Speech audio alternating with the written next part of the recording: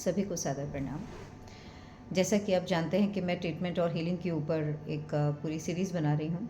तो पिछले 2 वीडियोस में मैंने आधुनिक चिकित्सा विज्ञान को समझाने का थोड़ा सा प्रयास किया कि इनिशियली उनकी अप्रोच थी जनरलाइज मेडिसिन की, कि मतलब फिज़िकल बॉडी में उन्होंने डीएनए, आरएनए या प्रोटीन के अंदर टारगेट्स को स्पेसिफाई किया, उसके अगेंस्ट डिफरेंट अप्रोचेस से साइंटिफिक डोमेन्स किस तरह से मतलब डिफरेंट अप्रोचेस से कैसे ड्रग मॉलिक्यूल्स डिज़ाइन करती हैं, वो केमिकल ड्रग मॉलिक्यूल्स होते हैं या किसी नेचुरल सोर्स से आइसोलेट करके प्यूरीफाई करके ड्रग्स डेवलप की जाती हैं, मतलब फ्रॉम द प्लांट मटेरियल और सम नेचुरल प्रोडक्ट्स। इस तरह के आज जितनी भी थेरेपीज़ अवेलेबल हैं वर्ल्ड वाइड, उनकी अप्रोच यही है कि टारगेट्स के अगेंस्ट ड्रग को डिज़ाइन करना, उसको different cell culture, cell line, animal models पे टेस्ट करना, क्लिनिकल ट्रायल्स में जाना और फिर वो उसके बाद वो मार्केट में आ जाती है। तो यहाँ मैंने ट्रीटमेंट शब्द का अर्थ बताने की कोशिश की थी कि जब हम किसी टारगेट के अगेंस्ट ड्रग को डिज़ाइन करते हैं तो ये ट्रीटमेंट है। जैसे मान लीजिए कि आपको कहीं भी पेन हो रहा है, तो यदि हम पेन का पूरा पाथवे ट्रेस कर लें, तो उसके अंदर कहीं ना कहीं आपको कोई ना कोई ऐसा टारगेट मिल जाएगा डीएनए लेवल पे, आरएनए लेवल पे या प्रोटीन लेवल पर, मॉलिक्यूलर पाथवेज में, जिसके अगेंस्ट ड्रग डिज़ाइन करोगे तो वो अल्टीमेट प्रोडक्ट नहीं बनाएगा, है ना। फिर मैंने सेकंड वीडियो में आपसे पर्सनलाइज मेडिसिन की बात की कि जब पूरा फंक्शनल जीनोम सीक्वेंस हुआ तब साइंटिस्ट ने सोचा कि अब जीन बेस्ड मेडिसिन आनी चाहिए, पर्सनलाइज मेडिसिन आनी चाहिए, ठीक है। तो उसके ऊपर भी मैंने लास्ट वीडियो में चर्चा की कि उसके अंदर क्या ड्रॉबैक्स हैं। मतलब पॉपुलेशन स्टडीज़ की जाती हैं जिसमें पूरा आप ब्लड से डीएनए लेके उनमें SNPs, मतलब जितना भी डीएनए में सिंगल बेस चेंज होते हैं या फिर इंसर्शंस होते हैं, डिलीशंस होते हैं या किसी ड्रग के अगेंस्ट जो भी जेनेटिक चेंजेस नज़र आते हैं, उसके ऊपर पूरी स्टडी की जाती है। तो हमने ये भी बात की थी कि किस तरह से मतलब ये जो अप्रोचेज़ हैं ये आज अवेलेबल हैं जिसके ऊपर पूरी दुनिया काम कर रही है। और मैंने ये भी बताया था आपको कि हमारा जो डीएनए होता है, जो फिजिकल डीएनए मॉलिक्यूल सेल में प्रेजेंट होता है, उसकी 3 बिलियन बेस पेयर लेंथ होती है, जिसमें से सिर्फ 2 to 3% ही किसी प्रोटीन के लिए कोड करता है। बाकी 97% को साइंटिस्ट जंक डीएनए मानते हैं, ठीक है। तो ये मैं अब तक आपको वो बता रही हूँ जो ऑलरेडी पब्लिश्ड है and anyone can verify from any of the publish research paper, right. तो इसके बाद जैसे कहते हैं ना कि साइंस मूव करती है स्टेप बाय स्टेप, तो जनरलाइज मेडिसिन से उन्हें लगा कि पर्सनलाइज मेडिसिन पे आना चाहिए, क्योंकि जहाँ भी जीन्स अफेक्टेड हैं वहाँ हम हर इंडिविजुअल के अंदर जो भी जेनेटिक लेवल पे चेंजेस हैं उस अप्रोच को रख के उन्होंने, मतलब gene therapy, gene targeted therapy, है ना, या personalise medicine, gene based medicine, इस तरह के बहुत सारे टर्म्स आपको रिसर्च पेपर में मिल जाएंगे। इसके बाद जीनोमिक्स पे ही प्रोजेक्ट शुरू हुए जिसमें वो आयुर्वेदा और होम्योपैथी को लेकर आए। आप जैसे जानते होंगे, यदि होम्योपैथी में देखें तो होम्योपैथी हर ह्यूमन बॉडी को 3 म्याज में क्लासिफाई करती है, सोरा, साइकोसिस एंड सिफिलिस। तो वो हमेशा ये कहते हैं कि हर इंडिविजुअल इन तीनों में से किसी एक म्याज्म के कॉम्बिनेशन को अपने लाइफ में फॉलो करता है, या तो वो सोरिक होता है, साइकोटिक होता है या सिफिलिटिक होता है, ठीक है। और ये एक राउंड की तरह मतलब चेंज होते रहते हैं, ऐसा। और यदि हम आयुर्वेदा की बात करें तो वो कहते हैं वात, कफ और पित्त। तो मैंने ये भी देखा कि फिर जब जीनोमिक्स का प्रोजेक्ट आया, मैं आपको ये बात इसलिए बता रही हूँ कि किस तरह से ना चीज़ें होती वही हैं, लेकिन उसको हम बड़ी बड़ी साइंटिफिक टर्मिनोलॉजीज दे करके हम ये समझते हैं कि वो उससे हमारा मतलब बहुत एडवांस साइंस हो रही है, लेकिन ये सत्य नहीं है। क्योंकि वहाँ भी जब जीन्स आइडेंटिफाई किए गए तो क्या किया गया, पॉपुलेशन स्टडीज़ मतलब कि जितने भी उनको पेशेंट्स मिले या उन्होंने डिफरेंट हॉस्पिटल्स के साथ कोलैबोरेशन किया, उसमें से उन्होंने एक अपना क्वेश्चनेयर बना लिया कि आपको, यदि आप कुछ ऐसे बात आपकी पर्सनालिटी है तो उसके अंदर जो जो सिम्टम्स आते हैं उसके ऊपर एक क्वेश्चनेयर तैयार करा लिया, और उस क्वेश्चनेयर के जिसका भी वो स्कैन करना चाहते हैं उसका उन्होंने वो क्वेश्चनेयर फिल कर लिया, उसका ब्लड ले लिया। ब्लड लेने के बाद उसमें से डीएनए निकाला जा सकता है, और फिर बाकी के सारे स्टेप्स जो स्टडीज़ हैं, पीसीआर करना, सीक्वेंसिंग पीसीआर करना, वो सब एक जैसा है। तो या फिर कफ के अगेंस्ट या फिर पित्त के अगेंस्ट। तो इसलिए वो क्या चाहते थे कि अब हम जीन्स आइडेंटिफाई करें जो वात में आते हैं, कफ में आते हैं, पित्त में आते हैं, क्योंकि हर ह्यूमन इन्हीं 3 म्याज्म को फॉलो कर रहा है ना। तो इस तरह के प्रोजेक्ट शुरू हुए। तो अब मैं यहाँ पर आपको ये बताना चाहती हूँ कि जो एक्चुअली साइंटिस्ट जिनका फोकस बना हुआ है अभी, उनका फोकस कहाँ बना हुआ है, वो बीमारी के रूट कॉज को कहाँ देख रहे हैं, वो देख रहे हैं फिजिकल लेवल में, मतलब फिजिकल बॉडी में। फिजिकल बॉडी कहाँ से है, सेल से।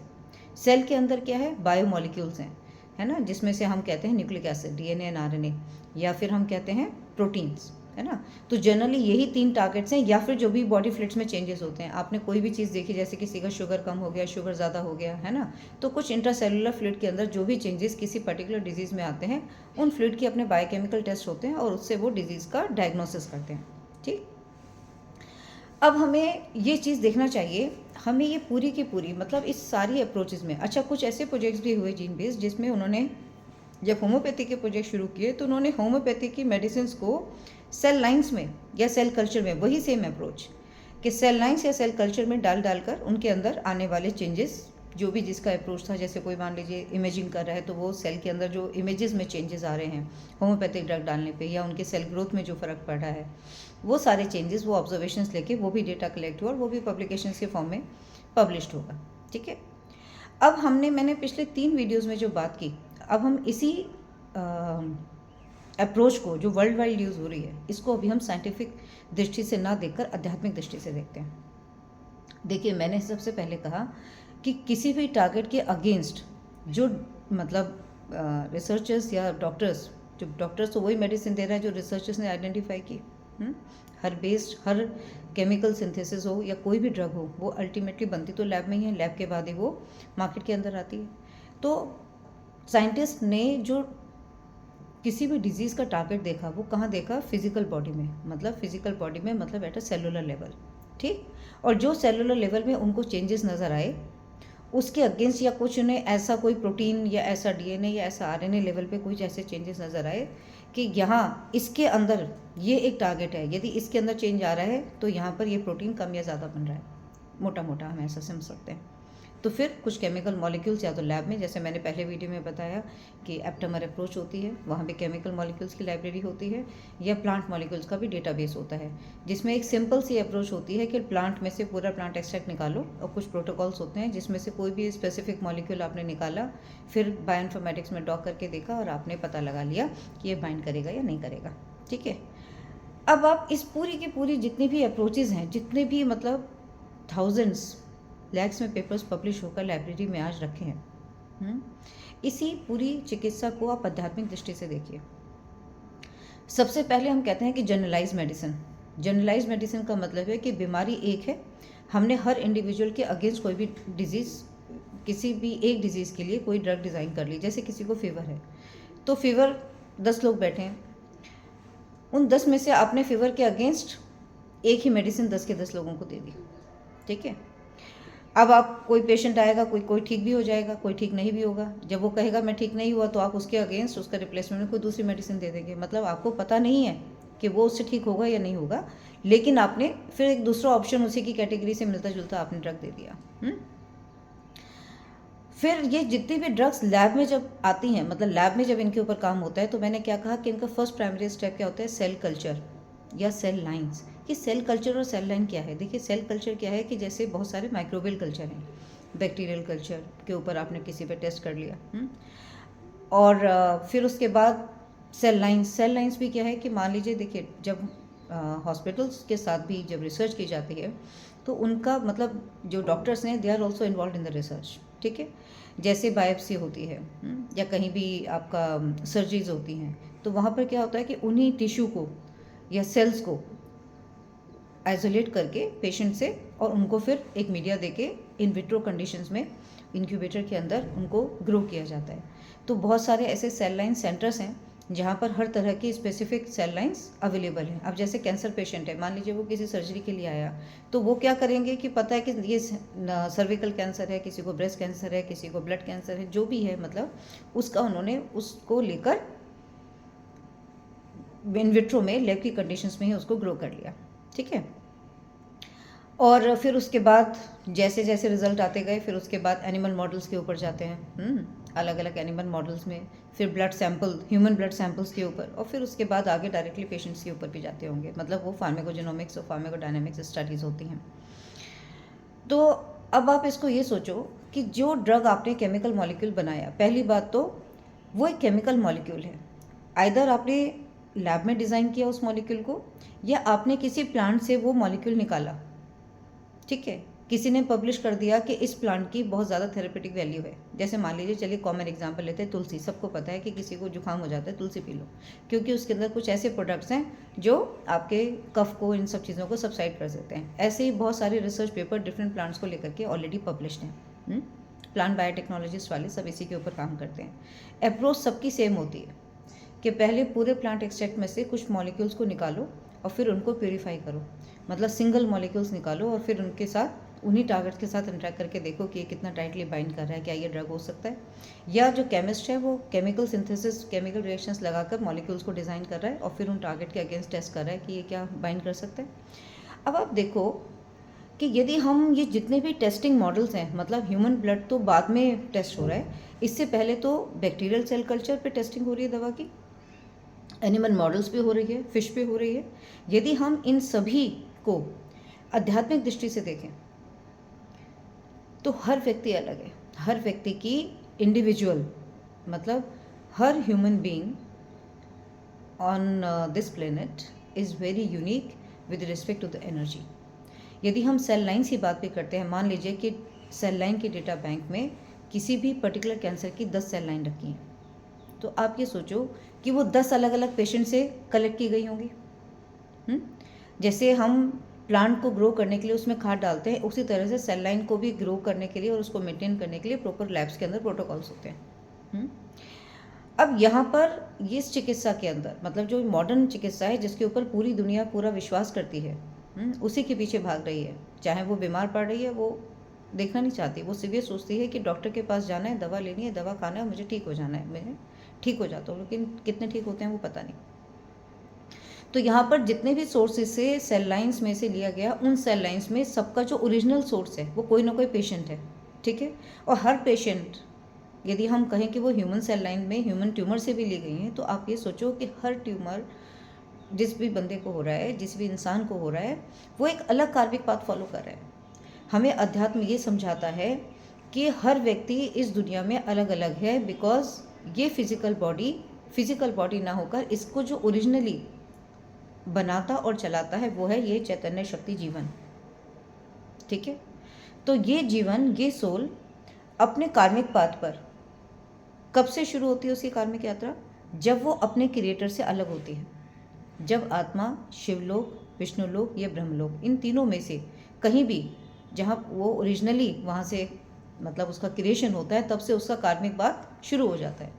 और जैसा वो कर्म करती जाती है, हम इसे अध्यात्म की दृष्टि में पाप और पुण्य भी कह देते हैं बहुत मोटा मोटा, कि वो अच्छे कर्म करती है या बुरे कर्म करती है। जैसा कर्म वो करती जाती है वैसे ही उसकी कर्म की स्मृति बनती चली जाती है। मैं यदि दरबार की भाषा में कहूँ, कर्म की स्मृति मतलब कि सबसे पहले क्या है, मनसा वाचा कर्मणा, मन में सोचना, मुख से बोलना, हाथों से करना। तो ये सारे कर्म हर पल एक्शन का रिएक्शन, मतलब जो भी हम कर रहे हैं उसका सेम एक्चुअली अपोजिट हमारे अंदर रजिस्टर हो जाता है। कहाँ रजिस्टर हो जाता है? हमारे इन पंच तत्वों में। माँ प्रकृति के अंदर भी 5 तत्व हैं, आकाश, अग्नि, वायु, जल और पृथ्वी। और हमारी ह्यूमन के अंदर, बॉडी में भी, या किसी भी जीव के अंदर भी क्या है, वही 5 तत्व हैं, आकाश, अग्नि, वायु, जल और पृथ्वी। और सारी क्रिया माँ प्रकृति में और किसी भी जीव में, चाहे वो इंसान ही क्यों ना हो, वो आकाश तत्व के अंदर होती है। आकाश तत्व में क्या है? एनर्जी फील्ड, जिसे गुरुदेव बार बार कहते हैं कि वो शिव हैं, है ना। शिव क्या है? स्पेस, मतलब जो एनर्जी फील्ड है, क्योंकि वो क्या है? क्रिएटर हैं, वो पिता हैं। शिवलोक सबसे ऊपर है, उसके नीचे विष्णु लोक है, फिर ब्रह्मलोक है, फिर सप्तलोक है, फिर धरती है, फिर धरती के नीचे 7 लोक हैं, फिर 55 करोड़ नरक हैं। इनका हमारे वेदों, शास्त्रों, पुराणों में पूरी तरह से मतलब जिक्र है। तो ये कोई ऐसी बात नहीं है। क्या है कि हम उन स्टडीज़ को आज हम पूरी तरह से भूल गए, हम आज उस पढ़ाई को पढ़ ही नहीं रहे, इसलिए हम आज जो प्रॉब्लम का रूट कॉज है उस तक पहुंच नहीं पा रहे। बस अब हम सोचते हैं कि जीवन धरती के ऊपर है, जबकि सत्य ये है कि जीवन इस धरती पर ही नहीं है, धरती के ऊपर भी अनेक लोक हैं, धरती के नीचे भी अनेक लोक हैं, वहाँ भी पूरी तरह जीवन है। लेकिन वहाँ पर दुनिया आकारी दुनिया है, मतलब वहाँ पर 3 तत्वों की दुनिया है, जहाँ आकाश, अग्नि और वायु है। जल और पृथ्वी जब हमारे साथ जुड़ जाते हैं तो हम ये फिजिकल बॉडी बन जाते हैं 5 तत्वों की। लेकिन हर क्रिया, चाहे वो आकारी रूप में हो या साकारी रूप में हो, वो सबसे पहले आकाश तत्व में ही घटती है, ठीक है। तो ये जो भी हम बोल रहे हैं ये कहाँ जा रहा है, आकाश तत्व के अंदर जा रहा है, इसी एनर्जी फील्ड में जा रहा है। और ये क्या बना रहा है आपकी, जिस मतलब जैसे ही आप क्रिएटर से अलग हुए उसी समय में आपका कर्म शुरू हो गया। जैसा कर्म आप प्रतिपल करते चले गए वैसे आप लगातार बनते चले गए। तो आज आप जो कुछ भी बन गए वो आपके अनंत जन्मों की यात्रा का एक प्रतिफल है। आप जो भी बन गए आज अनंत जन्मों की यात्रा का प्रतिफल है। तो उस अपनी अनंत जन्मों की यात्रा में आपने कर्म की स्मृति बनाई। स्मृति का क्या मतलब था कि बंधन, जो भी मैंने कहा वो यहाँ की इस एनर्जी फील्ड में रजिस्टर हो गया, मेरे अंदर भी और इसकी सेम डुप्लीकेट कॉपी इस स्पेस में भी। तो क्या बन गया, कर्म बंधन। तो जैसा कर्म बंधन बना वो टाइम के साथ लिंक है। मतलब हर संकल्प हमने जो भी बोला है ना अब तक, बहुत हैरानी होगी लेकिन ये परम सत्य है कि जो कुछ भी हमने अनंत, मतलब जब से हमारा जीवन चैतन्य जीवन के रूप में हमारा जीवन शुरू हुआ होगा, लाखों करोड़ों सालों में जितना टाइम इस धरती को बने हुए हो गया, इस पूरे ब्रह्मांड में, उस पूरी यात्रा के अंदर है ना, उस पूरी यात्रा में जो आपने बोला वो पूरा का पूरा रजिस्टर हो गया। और क्या बना दिया उसने, कर्म की स्मृति बना दी। जैसा आपने कर्म किया वैसे ही स्मृति बनी। और आत्मा का मूल क्या है, मन। तो मन के अंदर क्या है, हमारा आकाश तत्व। तो सबसे पहला तत्व हमारे शरीर के अंदर भी क्या है, आकाश तत्व है। जैसा आकाश तत्व है, आप अच्छे कर्म कर रहे हैं, हमारे अंदर अच्छी स्मृतियों का संग्रह है, बुरे कर्म कर रहे हैं तो बुरी स्मृतियों का संग्रह है। जैसा आकाश तत्व है वैसा ही हमारा मन हो जाता है। जैसा मन हो जाता है वैसे ही हमारे अंदर सबसे पहले क्या चीज़ है, मनोमय शरीर, मतलब हमारे इमोशंस, हमारी इमोशनल बॉडी है अंदर, इमोशनल बॉडी है। और जो हम ये कर्म कर रहे हैं ये हमारा क्या बनाता है, कारण शरीर। कारण शरीर मतलब कॉजल बॉडी। तो हमने आकाश तत्व के अंदर ये जो क्रिया प्रतिक्रिया हो रही है, जो भी एक्शन का रिएक्शन हो रहा है, उससे हमारे अंदर एक कारण शरीर निर्मित होता जाता है। वो कारण शरीर ही क्या है, वही हमारे अंदर, जैसे शिव का अंश हम कहते हैं ना कि स्पेस है, तो हमारे पूरे शरीर के अंदर एक हॉलो स्पेस है, हर सेल के अंदर। मैं इसको थोड़ा सा और ज़्यादा जाऊँगी ना तो आप समझ नहीं पाएंगे। जैसे हर बायोमॉलिक्यूल के बीच में भी एक गैप होता है, तो जहाँ भी गैप है वो एनर्जी फील्ड है, ठीक है। उसी को ही हम आकाश तत्व कह रहे हैं और उसे ही गुरुदेव शिवकांश कहते हैं। तो ये आकाश तत्व माँ प्रकृति में भी है और हमारे अंदर भी है। अब हमने कहीं भी किसी भी लोक से ऊपर या नीचे हमने जब भी कभी यात्रा की, किसी भी लोक में हमने जैसी भी यात्रा करी, उसी यात्रा के अकॉर्डिंगली क्या क्रिएट हो गया, कर्म की स्मृतियाँ बनती चली गई, है ना। कर्म की स्मृतियाँ बनती चली गई और आपके अंदर जैसे स्मृतियाँ संचित हो गई वैसे ही आप बन गए, वैसे ही आपका भाव शरीर बन गया, ठीक है। अब जब हम कहते हैं कि भगवान के कुछ गुण हैं, जैसे दया, ममता, प्यार करना, सहनशीलता, जिससे जो ओरिजिनल आत्मा के गुण हैं, यदि आप अच्छे कर्म के रास्ते पर हैं तो आपके अंदर अच्छी स्मृतियाँ आपके भाव शरीर में भी होंगी और वैसे ही स्मृतियों के साथ आपके जीवन की यात्रा अनेक लोकों में चलती ही रहती है लगातार। यात्रा मृत्यु के बाद भी समाप्त नहीं होती। और जो बुरे कर्म होते हैं वो इंसान को नीचे के लोगों की यात्रा में लेके जाते हैं। तो यहाँ पर जो ईश्वर के गुण हैं उससे बिल्कुल उल्टी यात्रा, ऐसा समझ सकते हैं। I am sorry. तो उल्टी यात्रा शुरू हो जाती है। अब जैसे वहाँ की जो यात्रा है वो किसकी यात्रा है, विकारों की यात्रा। काम, क्रोध, लोभ, मोह, अहंकार, ये आत्मा के अंदर जब बढ़ता चला जाता है तो आत्मा तमस से बढ़ती चली जाती है, क्योंकि जो कर्म आप कर रहे हैं वो 3 गुणों के अंदर समाहित है, सत्वगुण, रजोगुण और तमोगुण। तो जब आप बुरे कर्म कोई भी करता है तो वो आत्मा के अंदर वो भी रजिस्टर हो रहा है। कामी, क्रोध, लोभ, मोह, अहंकार क्या करता है, आत्मा को तमस से भर देता है। तमस मतलब लोअर एनर्जी फील्ड से भर देता है। तो वहाँ पर इंसान किसी भी लोक के अंदर हो, लेकिन जैसे वो कर्म कर रहा है वैसे ही ये पूरा का पूरा ब्रह्मांड, न सिर्फ हमारी धरती बल्कि धरती के ऊपर और धरती के नीचे, ये सब पूरा क्या है, हम इसको ऐसे भी समझते हैं, पूरा का पूरा एनर्जी ग्रेडियंट है। जैसे एनर्जी बीइंग आप बन गए, जैसे कर्म आप कर रहे हो वही आपके अंदर से रेडिएट हो रहा है। कैसे कि जो आपने सबसे पहले बोला, मनसा वाचा कर्मणा से जो किया वो कहाँ गया, आपके कारण शरीर में, कॉजल बॉडी में। और कॉजल बॉडी से आपका बनता है सूक्ष्म शरीर। सूक्ष्म शरीर किससे बना, अग्नि और वायु से। और फिर जब स्थूल शरीर बनता है तो वहाँ पर जल और पृथ्वी और आ जाते हैं। तो इस तरह से हमारे अंदर ये पूरे मानव देह के अंदर 5 तत्व हैं। अब हम यदि साइंस में जो हम पूरी दुनिया या पूरा वर्ल्ड वाइड सेल के ऊपर काम कर रहे हैं, सेल में जो सेल है, सेल मतलब कोशिका, उसके अंदर क्या है, it is surrounded with the cell membrane. तो ये सेल मेम्ब्रेन क्या है, ये भी अर्थ एलिमेंट है। जैसे पृथ्वी एक स्थूल एलिमेंट है, इसी तरह से सेल के चारों ओर जो कवरिंग है वो अर्थ एलिमेंट है, सिंपल। उसके अंदर क्या है, जल। तो हमारे अंदर सेल के अंदर जितना भी लिक्विड है, जैसे साइटोप्लाज्म है, न्यूक्लियोप्लाज्म है, माइटोकॉन्ड्रिया में माइटोकॉन्ड्रियल मैट्रिक्स है, ये सब का सब पूरा क्या है, मतलब जल ही है।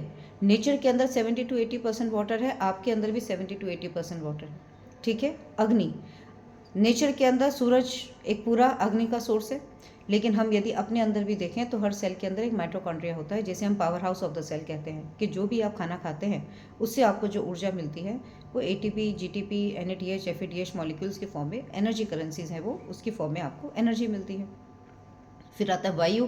तो वायु तो आपको पता ही है कि ऑक्सीजन आप लेते हैं, कार्बन डाइऑक्साइड आप छोड़ते हैं, है ना। सेलुलर रेस्पिरेशन का हमारे अंदर प्रोसेस होता है। और फिर आकाश। तो आकाश तत्व क्या है, ये स्पेस है। ये स्पेस एलिमेंट हर व्यक्ति के अंदर अलग अलग है, हर व्यक्ति के अंदर अलग अलग है, क्योंकि हर व्यक्ति की जो यात्रा है इस पूरे ब्रह्मांड में, उसका आधार क्या है, सिर्फ और सिर्फ कर्म, और कर्म से होने वाली या कर्म से बनने वाली कर्म स्मृति। कर्म स्मृति से क्या बना, कर्म बंधन, और जैसा बना कर्म बंधन वैसा कर्म भोग ऑटोमेटिकली इस पूरी सृष्टि के अंदर क्रियान्वित रहता है, जिससे कोई भी व्यक्ति बच नहीं सकता। आपने जो कुछ भी किया, जब से आपका सर्जन हुआ इस आत्मा का, तब से लेकर आज तक या आगे भी आप जो करेंगे, वो तीनों के तीनों, मतलब जो हमने पास्ट में किया, जो प्रेजेंट में कर रहे हैं, और इस प्रेजेंट से जो फ्यूचर बनेगा, ये तीनों की तीनों इन्फॉर्मेशन हर ह्यूमन बॉडी के अंदर अटैच्ड है, मतलब वो उसके साथ जुड़ी ही रहती हैं। जब गुरुदेव कई बार चिकित्सा करते हैं तो मैंने उनको ये कहते सुना कि इसका ये शरीर मतलब पाताल में भेज दिया जाए। तो मैंने उसी समय में ये चीज़ लर्न करी कि जैसे जब आदमी बहुत ही ज़्यादा तामसिक हो गया है ना, अब जैसे मान लीजिए जिसने पूरी ज़िंदगी तमस वाला काम ही किया, कोई बैठकर किसी जानवर को ही काट रहा है फॉर एग्जांपल, कोई किसी को गोली मार रहा है, मतलब पूरी ज़िंदगी तमस ही किया, तो उसके अंदर कितनी नकारात्मकता भर गई होगी कि वो पूरा ही क्या बन गया, टोटल नेगेटिव एनर्जी बीइंग बन गया। और वो है तो धरती पर आपको तो मानव के रूप में दिखाई दे रहा है, लेकिन उसके अंदर से जो रेडिएशंस, मतलब जो उसकी ऑरा निकल रहा है, जो उसके अंदर से आभा निकल रही है, वो आभा एक पूरे शरीर के रूप में, एक नेगेटिव शरीर के रूप में उसी के साथ जुड़ी हुई है। और वो अपनी उस ऊर्जा जो उसके अंदर से निकल रही है, उससे वो किससे जुड़ा हुआ है, पाताल, मतलब हम ये कहें ना कि धरती के नीचे जितने भी 7 लोग हैं वहाँ पर, या 55 करोड़ नरक हैं, जैसी एनर्जी उससे अंदर से निकल रही है, वैसी ही सिमिलर एनर्जी बीइंग उसे ब्रह्मांड में से ऑटोमेटिकली मिलती रहेंगी, क्योंकि ये पूरा का पूरा जो स्पेस है, यहाँ पर स्मृतियाँ ही तो हैं। तो जैसे आप हैं, आपको ऑटोमेटिक ये सृष्टि की व्यवस्था है कि आपके साथ वैसी स्मृतियाँ, जैसे गुरुदेव बार बार बाहरी स्मृतियाँ कहते हैं, तो वो ये कहते हैं ना बार बार कि स्मृतियाँ हटा दो तो सब ठीक हो जाएंगे। आप समझ नहीं पाते, इसमें ना समझने वाली कोई बात ही नहीं है, क्योंकि जैसे आपके अंदर से ऊर्जा निकल रही है, माँ प्रकृति के अंदर भी ऐसी ही ऊर्जाएं व्याप्त हैं, और सेम एनर्जी आपके अंदर दोबारा से वैसी ही ऊर्जा ऑटोमेटिकली आने लगेगी आपके अंदर। और जैसी ऊर्जा आपके अंदर से निकल रही है, वैसे ही लोगों के साथ आप कनेक्ट हो जाएंगे।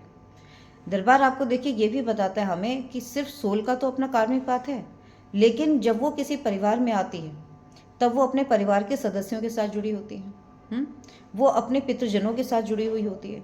तो अब आप इस डीप रूट कंसेप्ट को समझो कि हर एक व्यक्ति के अंदर उसका कार्मिक पाथ अलग अलग है। हर जीवन में, इस दुनिया को हम यदि एग्जाम्पल लें, हर व्यक्ति एक अलग अलग तरह का कर्म कर रहा है। आज मैं यदि यहाँ पर बैठी हूँ तो सिर्फ मैं ही बैठी हूँ ना, कोई और तो नहीं बैठा। तो हर व्यक्ति अपनी अपनी जगह पर, अपने अपने स्थान पर, अपने घर पर वो जो कुछ भी कर रहा है, सब कुछ अलग अलग कर रहा है। ये उसने ऐसा पिछले जन्म में भी किया होगा, उससे पिछले जन्म में भी किया होगा। तो ये तो एक लंबी कार्मिक यात्रा है। अलग अलग परिवारों में जन्म लिया, हर परिवार में अलग अलग तरह के कर्म होते होंगे। उनके जो पितृगण गए, उन्होंने भी अलग अलग तरह के कर्म किए। तो आप ये सोचो ना कि जब कर्म ही इस पूरी सृष्टि चक्र का आधार है, जो भगवान ने कहा अपने गीता में कि कर्मण्यवादी कारस्ते माँ फलेषु कदाचन माँ कर्मफल हेतुर्भुम माँ तो संकोच तपि कर्मणि, कि कर्म ही हर चीज़ का आधार है भगवान की बनाई है इस दुनिया में। और कर्म के कारण कर्म बंधन, और फिर उसके कारण कर्म भोग बनता है। तो अब आप ये सोचो कि हर ह्यूमन बॉडी जब एक अलग अलग है, तो जनरलाइज मेडिसिन का कंसेप्ट कैसे ठीक हो सकता है? हर व्यक्ति जब अलग अलग कार्मिक पाथ पे है तो उसका डीएनए सीक्वेंस कैसे सेम हो सकता है? यदि उसका डीएनए सीक्वेंस उसके कर्म से बन रहा है तो पर्सनलाइज मेडिसिन का कंसेप्ट कैसे ठीक हो सकता है? कैसे आप कोई भी जीन बेस्ड मेडिसिन बना सकते हो? क्या बना सकते हो? क्या बन सकती? नहीं बन सकती। क्यों? क्योंकि कोई भी साइंटिस्ट आज यही नहीं जानता कि ये 3 बिलियन बेस पेयर की सीक्वेंस हर ह्यूमन के अंदर अलग अलग क्यों होती है। वो तो सिर्फ उस 2 से 3% उस डीएनए के ऊपर पूरा विश्व काम कर रहा है जो सिर्फ आपके अंदर प्रोटीन बनाता है। मतलब हमारे डीएनए के अंदर 2 तरह का पार्ट है। एक है कि हम सब ह्यूमन हैं, हम सब एक जैसे दिखते हैं, है ना, एक जैसे काम करते हैं, तो इनको हम कहते हैं कि जीन्स हैं। जीन्स क्या कर रहे हैं? वो ट्रांसक्राइब होकर आरएनए और आरएनए से प्रोटीन बन रहा है, तो वो वाले उसी पोर्शन पे काम कर रहे हैं। लेकिन जो 97% है, मैं ऐसा समझती हूँ अपने पर्सनल लेवल पे, आध्यात्मिक दृष्टि से जब देखती हूँ कि ये जो 97% जंक डीएनए है, ये आपका इंट्रॉनिक डीएनए जो आपको मतलब जिसको एक प्रोसेस होता है स्प्लाइसिंग जिसमें ये आरएनए रिमूव हो जाता है, तो ये 97% आपकी अनंत जन्मों की जो कार्मिक यात्रा है ना, उसका पूरा हिसाब किताब है। और ये पूरा रेगुलेटरी रीजन समझा जाता है। मतलब यही जो इंट्रॉन है ये डिसाइड करता है कि आपके जीन्स कैसे रिस्पॉन्ड करेंगे। लेकिन आज हमारे पास कोई भी ना कोई टेक्निक है, ना हमारे पास कोई भी एक सिंगल रिसर्च पेपर है जो आपको ये बता सके कि how the intronic DNA sequences they are regulating the expressions of the different genes on which the entire world is working. तो अब आप ये सोचो कि आपने सेल कल्चर पे काम किया, तो आपने बैक्टीरिया पे काम किया। याद रखिएगा कि ये जितना भी हम बैक्टीरिया, सेल, माइस, जेब्रा फिश, आज जितनी भी हम ये एनिमल मॉडल्स यूज़ कर रहे हैं, ये सब 84 लाख योनियों के जीव हैं। आध्यात्मिक दृष्टि से आप देखें, इंसान को आध्यात्मिक दृष्टि से ये 84 लाख योनियाँ, ये जो जीव योनियाँ हैं, है ना, उनके अंदर तो बल्कि आत्मा, उनके अंदर तो आत्मा है, उनके अंदर जीवन भी नहीं है। मैंने इससे पहले इसी वीडियो सीरीज़ में एक वीडियो बनाया था कि जीवन और आत्मा के अंदर अंतर होता है। दरबार हमें बताता है कि आप यदि किसी जीव से बात करते हैं और वो आपके सिग्नल्स को कैच करता है, जैसे गाय है, कुत्ता है, तो वो आपके सिग्नल को रिसीव करता है कि आपके बातों को वो समझ पा रहा है, तो उसके अंदर भी जीवन है। लेकिन जो आपकी बात को समझ ही नहीं पा रहा, अब आप रैट को के ऊपर या माइस के ऊपर आप एक्सपेरिमेंट किसी ड्रग को टेस्ट कर रहे हो, वो तो समझ ही नहीं पा रहा, उसके अंदर तो जीवन भी नहीं है, उसके अंदर तो आत्मा है। मतलब वो आपके सिग्नल को भी कैच नहीं कर रहा। तो उसका कहने का मेरा अर्थ है कि वो एक डिफरेंट, हर जीव, चाहे वो फिश है, चाहे वो माइस है, ये क्योंकि मेन एनिमल मॉडल्स हैं जिनके ऊपर सबसे पहले ड्रग्स को टेस्ट किया जाता है, तो उनके अंदर तो आत्मा है, उनके अंदर तो जीवन भी नहीं है। जैसा ये चैतन्य शक्ति ही आपकी फिजिकल बॉडी को बनाती है और ये चलाती है, ये बात पूरी तरह से मॉडर्न साइंस में मिसिंग है।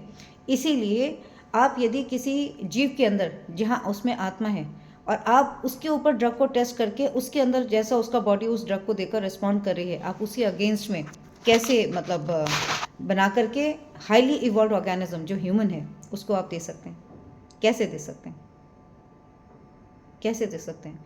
किसी प्लांट से आपने किसी एक मॉलिक्यूल्स को प्यूरिफाई कर लिया, तो वो प्लांट भी एक मतलब 84 लाख योनियों में से वो भी एक जीवन है। बल्कि दरबार तो हमें ये भी बताता है कि जब अनेक जीवन, जब बेहोशी की अवस्था में मतलब जीवन अपना शरीर छोड़ता है, जो लोग अध्यात्म की राह पर हैं ही नहीं, वो आज बेहोशी के अंदर ही जीवन जी रहे हैं। बस वो जोर सुबह उठे, खाया पिया, अपना उनका जीवन चल रहा है, तो ये बेहोशी का जीवन है कि उन्हें ज्ञान ही नहीं है कि उनके जीवन का अल्टीमेट लक्ष्य क्या है ना।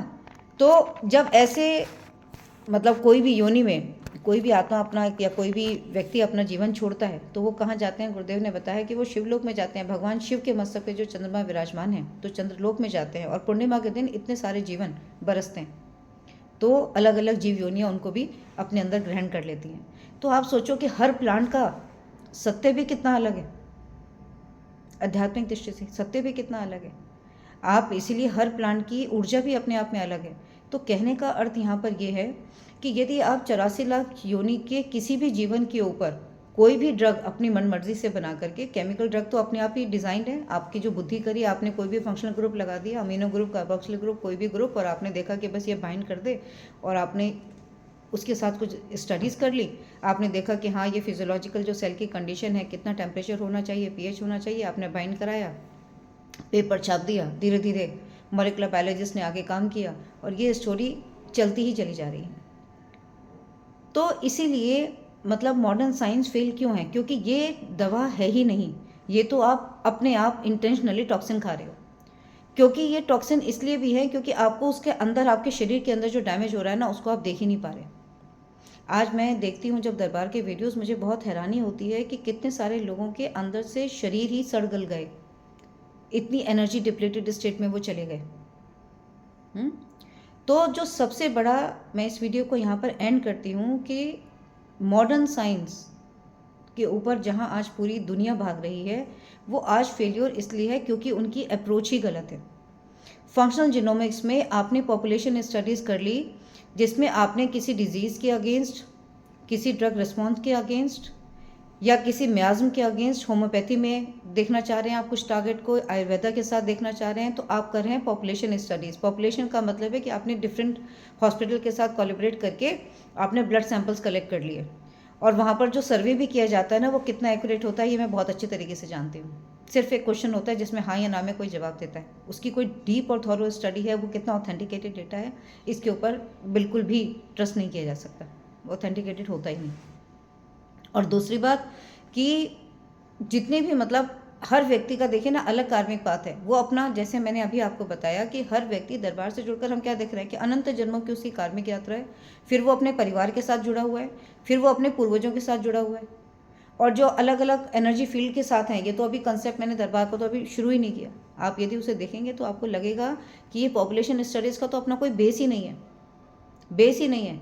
आज इंसान अपनी कार्मिक यात्रा से, अपनी सोल जर्नी से अपना डीएनए मॉलिक्यूल बना रहा है ना। डीएनए के अंदर जो म्यूटेशंस आपको दिख रही हैं, कहीं पर आपको डीएनए का फ्रेगमेंट इंसर्टेड नज़र आ रहा है कि एक एडिशनल डीएनए सेगमेंट है, या कहीं पर वो डिलीट हो गया है, या कहीं वो पूरी तरह से ट्रांसफॉर्म हो गया है, ये कौन कर रहा है डीएनए के अंदर?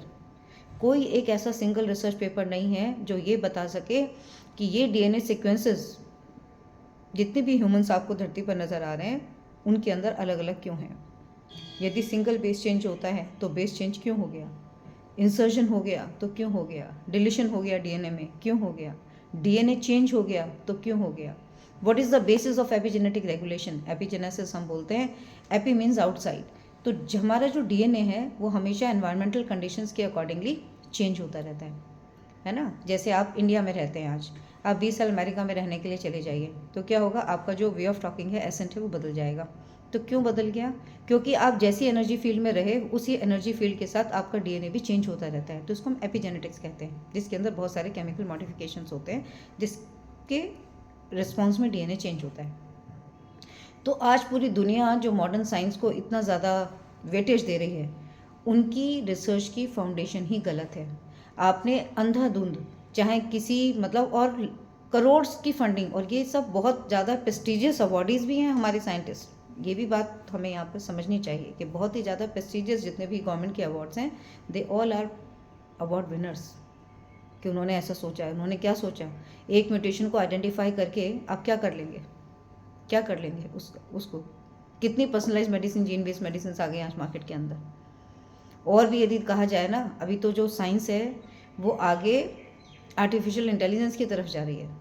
न जाने कितने सारे पेशेंट्स का डेटा लेकर के पूरी एल्गोरिथम्स लगा करके उस डेटा के साथ इतना मैनिपुलेशंस हैं, और उसके बाद उनके कंक्लूजन्स हैं।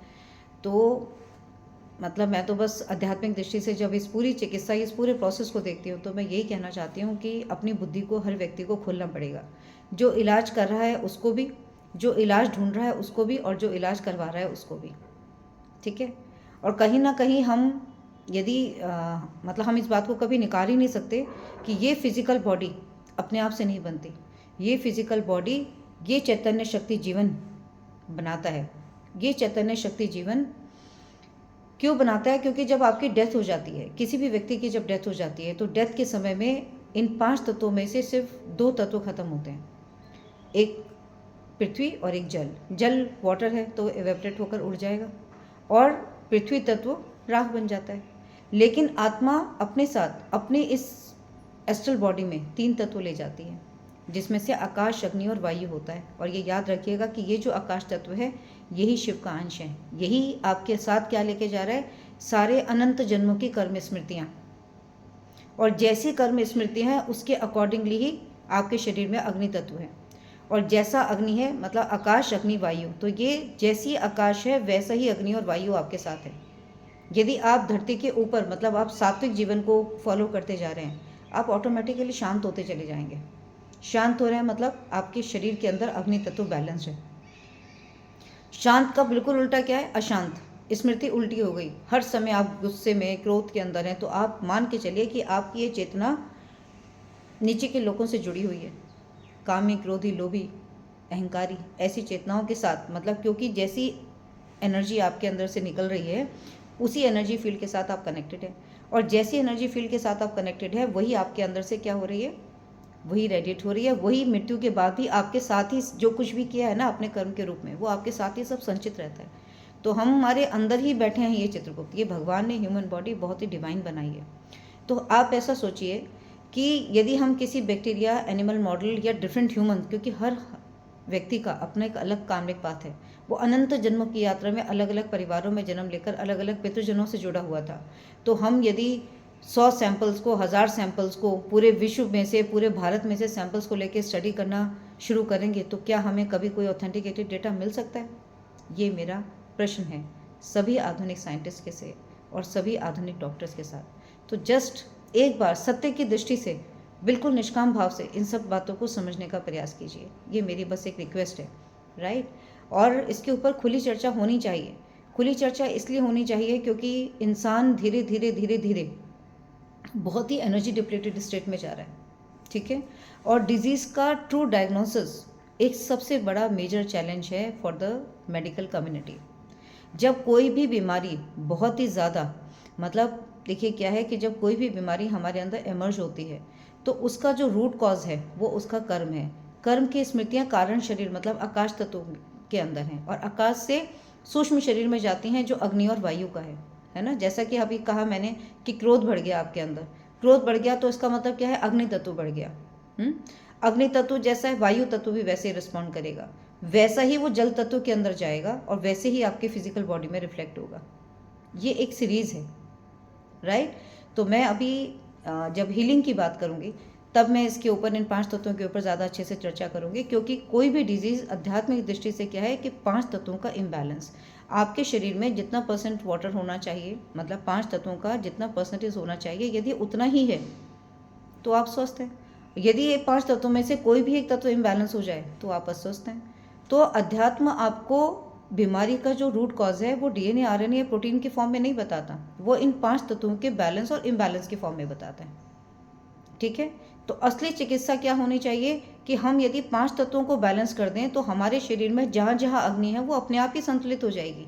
यदि हमारे अंदर से, और जो दरबार चिकित्सा कर रहा है, दरबार की चिकित्सा है पूरा का पूरा फर्स्ट एलिमेंट आकाश तत्व, है ना। तो जब दरबार कहता है कि वहाँ पर शिव और शक्ति उपस्थित हैं और पूरा स्पेस क्या है? शिव, भगवान शिव। तो भगवान शिव के अंश से ही पृथ्वी तत्व बना, उनसे ही जल तत्व बना, उनसे ही वायु, उनसे ही अग्नि, और शिव भगवान है उसके सेंटर में। तो इसलिए दरबार की चिकित्सा, पूरी चिकित्सा कैसी है? आकाशिक रिकॉर्ड की चिकित्सा, कर्म की स्मृतियों की चिकित्सा। जब कर्म की स्मृतियों को इंसान जान लेगा कि मैं अपने कर्म से निर्मित हुआ हूँ, तब वो जान पाएगा उस चिकित्सा के महत्व को। वो कर्म स्मृतियों ने इतनी सी बात समझनी है बस कि आप इस पृथ्वी पर बैठे हुए भी इस पूरे ब्रह्मांड के साथ जुड़े हुए हैं, जिसे हम कहते हैं यथा ब्रह्मांडे तथा पिंडे, कि जो मेरे पिंड के अंदर है वो मैंने पूरे कॉस्मॉस के साथ में अभी भी जुड़ी हुई हूँ। तो दरबार हमारे को बहुत ईजिली आइडेंटिफाई कर लेता है कि जो हमारे अंदर से ऑरा निकल रहा है, जो आभा निकल रही है, वो आभा क्या है? आभा जो आपके शरीर में एलिमेंटल स्टेटस है उसी की ऊर्जा का प्रतिबिंब है ना, उसी की ऊर्जा का प्रतिबिंब है। तो वो जो ऊर्जा आपके अंदर से निकल रही है वैसे ही एनर्जी फील्ड के साथ आप कॉस्मॉस से कनेक्टेड हैं। और ये कनेक्ट करने वाले कौन हैं? भगवान शिव, क्योंकि भगवान शिव क्या है? कण कण में व्याप्त हैं। वो क्या है? शिव का अंश। जैसे कहते हैं ना, गुरुदेव हमें क्या बताते हैं कि शिव जो है वो स्पेस है। तो स्पेस क्या है कि पूरे की पूरी ब्रह्मांड के अंदर जहाँ भी स्पेस है वो आपका आकाश तत्व है ना। तो इस आकाश तत्व के अंदर सारी क्रिया इसी आकाश तत्व के अंदर हो रही है। तो क्योंकि सबसे पहले आत्मा का मूल भी मन है और हर क्रिया प्रथम रूप में इस आकाश तत्व में ही हो रही है, तो दरबार की पूरी चिकित्सा जो है वो आकाशिक रिकॉर्ड की, कर्म की, स्मृतियों की चिकित्सा है।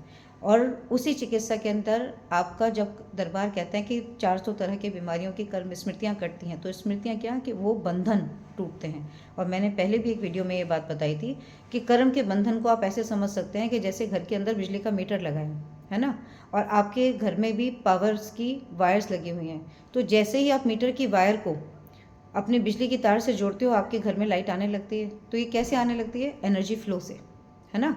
यदि हम उन दोनों तारों को अलग अलग कर दें तो ऊर्जा का प्रवाह बंद हो जाएगा। तो दरबार जब अपनी चिकित्सा करता है, उन्होंने क्या करा, आपके कर्म की स्मृतियाँ, मतलब आज यदि आप कोई बीमारी लेकर चल रहे हैं तो कहीं ना कहीं यदि आपकी चेतना आपकी ये ऊर्जा या आपकी स्मृतियाँ यदि नीचे के लोगों से जुड़ी हुई हैं, क्योंकि आज आदमी जब जीते जी पृथ्वी पर कितने लोग ये ध्यान रखकर काम कर रहे हैं कि मेरे कर्म, मैं अच्छा कर्म करूं, मैं ईश्वर के बताए रास्ते पे चलूं, ये चेतना कितने लोगों की इस धरती पर।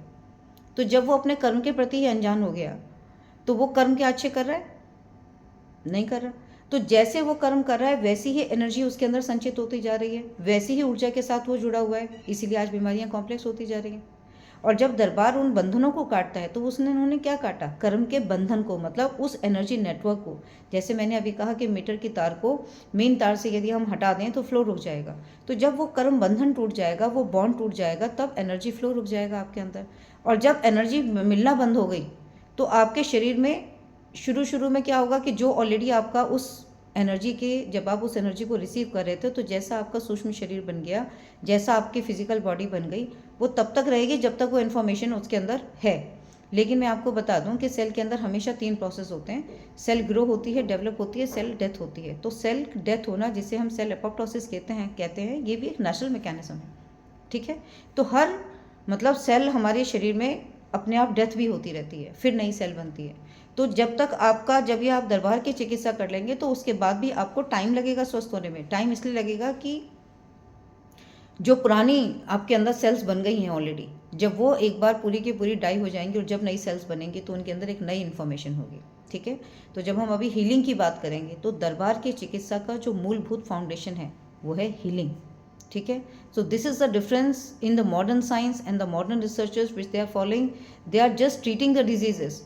जो ट्रीट कर रहे हैं उनको डिजीज़ का रूट कॉज ही नहीं पता, उनका सैंपल कलेक्शन, उनका ड्रग टेस्टिंग, ये पूरा का पूरा जो मॉडल है, ये मॉडल ही पूरा गलत है, ये पूरा मॉडल ही गलत है। इसलिए कोई भी एक बीमारी, कोई भी दवा खाने के बाद कभी भी ठीक नहीं होती। होता क्या है, आप दवा खाते रहते हो, आपको इफेक्ट होता है, आप उस दवा को बंद कर देते हो, आप फिर से बीमार पड़ जाते हो। आपको बीपी हो गया, आप पूरी ज़िंदगी भर बीपी की दवा खाते रहे, आप जिस दिन बीपी की दवा नहीं खाओगे वो उससे ज़्यादा और ज़्यादा अनकंट्रोल हो जाएगी। तो आपने अपने शरीर के अंदर बीमारी को लोकेट करने की कोशिश ही नहीं की, और जब कोशिश ही नहीं की तो जब आपको उसका आधार ही नहीं पता, उसका रीज़न ही नहीं पता, तो वो डिजीज़ कैसे ठीक होगी। और आपको ये भी नहीं पता कि जिस पाथवे को आप लंबे समय तक इंटेंशनली ब्लॉक कर रहे हो, क्योंकि सारा का सारा ये जो मॉलिक्यूलर नेटवर्क है ये एक दूसरे के साथ जुड़ा हुआ है, ये आने वाले कुछ सालों में, दवाएं खाते खाते आने वाले कुछ सालों में उस ऑर्गन के ऊपर क्या इफेक्ट डालेगा। और वो एक ऑर्गन पूरे के पूरे ऑर्गन सिस्टम के साथ जुड़ा हुआ होता है। जैसे डाइजेस्टिव सिस्टम है, वो हमारे माउथ से शुरू होकर के हमारा पूरा oesophagus, pharynx, then stomach, liver, gall bladder, small intestine, large intestine, ये पूरा का पूरा सिस्टम है। किसी भी एक पार्ट में गड़बड़ होने का मतलब है कि पूरा digestive system will be affected, पूरा nervous system will be affected, पूरा muscular system will be affected, पूरा excretory system will be affected. तो यहाँ पर क्या है कि एनर्जी फ्लो ही है जो हमारा अफेक्ट हो जाएगा। वो कैसे अफेक्ट होता होगा हमारे कर्म से, उसको मैं आपको एक बार डिटेल में बताने का प्रयास ज़रूर करूँगी। तो इसीलिए मैं हमेशा मतलब इस बात को आज बहुत दृढ़ विश्वास के साथ कहती हूँ कि मॉडर्न साइंस या मॉडर्न जितने भी डॉक्टर्स आज ट्रीटमेंट कर रहे हैं उससे कोई ठीक नहीं हो रहा, बल्कि लंबे समय तक ये बीमारियों को और ज़्यादा कॉम्प्लेक्स करने का, और ज़्यादा मतलब कहते हैं ना कि एनर्जी को डिक्लाइन करने का एक रास्ता है। इसलिए हमें समझना चाहिए कि ट्रीटमेंट से मानव समाज कभी भी स्वस्थ नहीं हो सकता, उसे हीलिंग की तरफ ही जाना होगा, और हीलिंग की तरफ उसको दरबार लेके जा रहा है, ठीक है। तो कोई भी प्रश्न आपके मन में आए तो आप पूछ सकते हैं, मैं इस सीरीज़ को आगे इसी तरह से कंटिन्यू रखूँगी। प्रणाम।